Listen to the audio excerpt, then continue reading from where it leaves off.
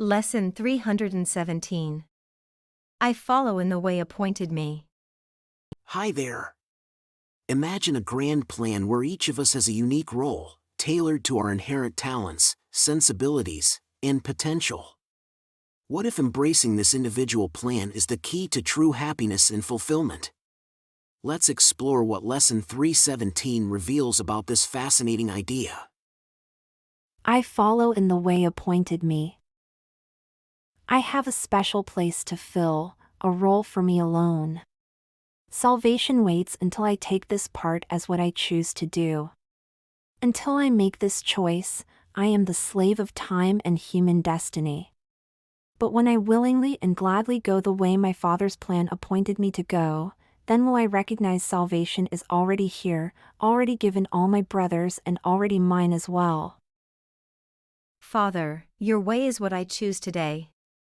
Where it would lead me do I choose to go, what it would have me do I choose to do.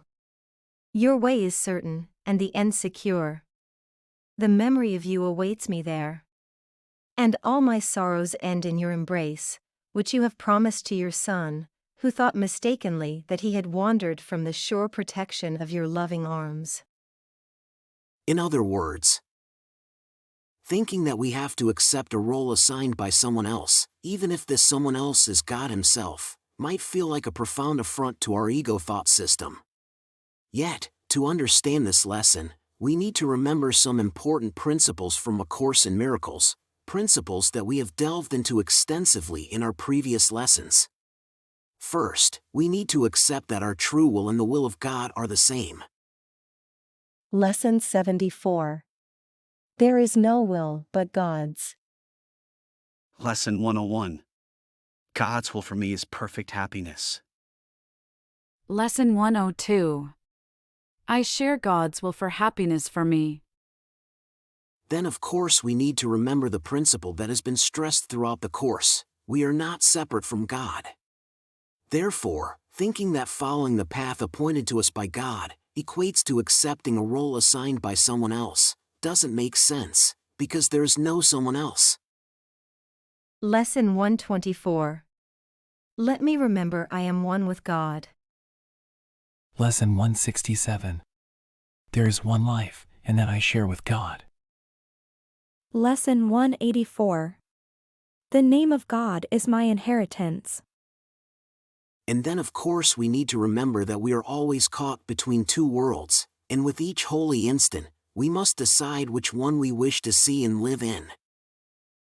The world that our physical eyes show us, interpreted by our ego according to its past conditioning, wounds, biases, and beliefs.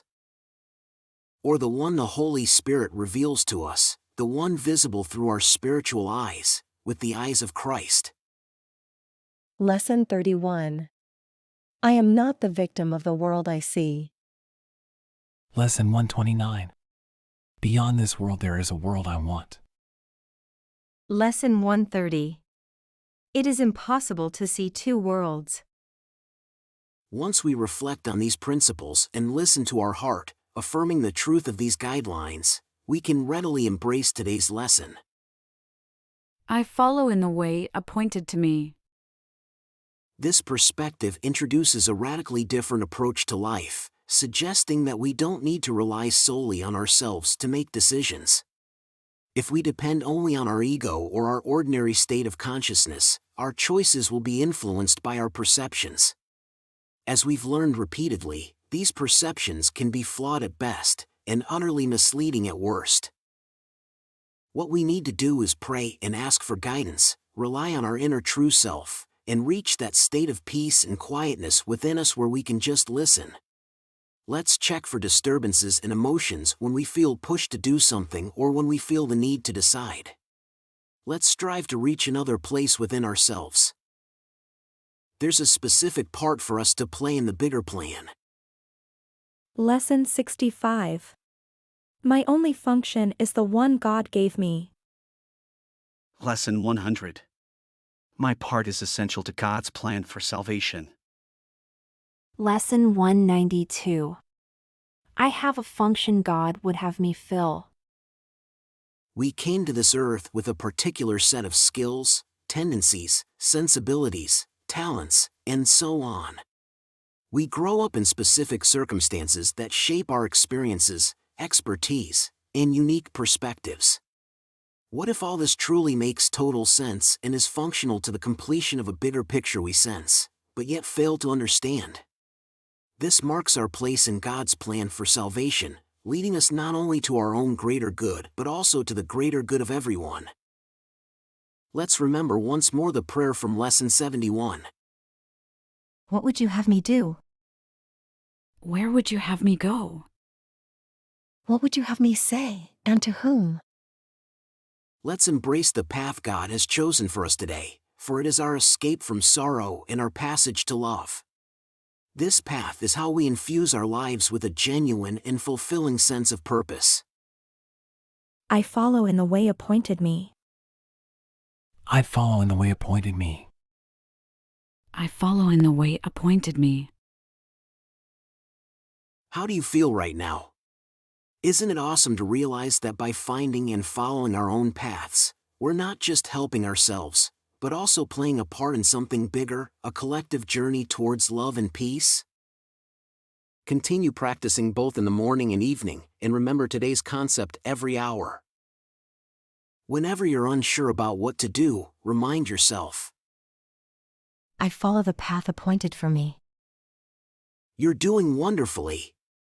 Remember, your journey is a vital part of the bigger picture. See you tomorrow for another impactful lesson. Just a quick heads up, we're delving into the section titled, What is the Last Judgment? If you missed the introduction to this section, just click on the video link that will appear on your screen shortly.